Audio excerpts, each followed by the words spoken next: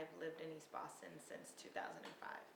The area, Maverick Square, I remember I learned to drive down there and it was just empty, parking lots. It was very empty spaces, so you could drive around and make U-turns and make three-point turns, and it was very easy.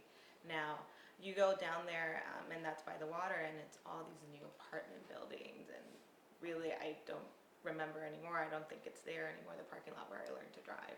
And then you notice that there were new apartment buildings coming up, and so all of a sudden they have this great view.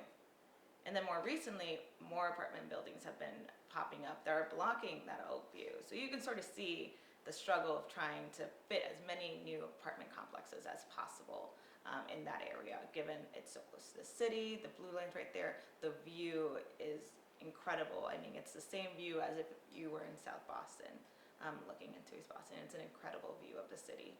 I saw a change start when I was in college.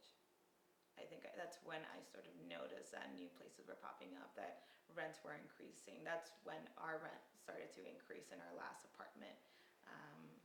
So I think it's been a steady growth.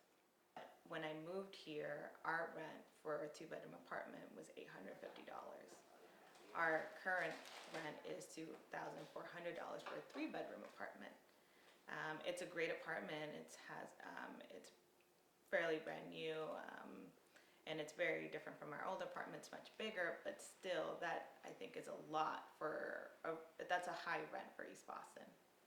We see a lot of apartment buildings popping up with rents up to $3,000, and I know just from living here and knowing the people that used to live in East Boston, they can't afford it. I mean, most of the people that live in East Boston work either at the airport in cleaning companies or around the area in hotels, and they are making most likely minimum wage, and they can't afford a $3,000 rent.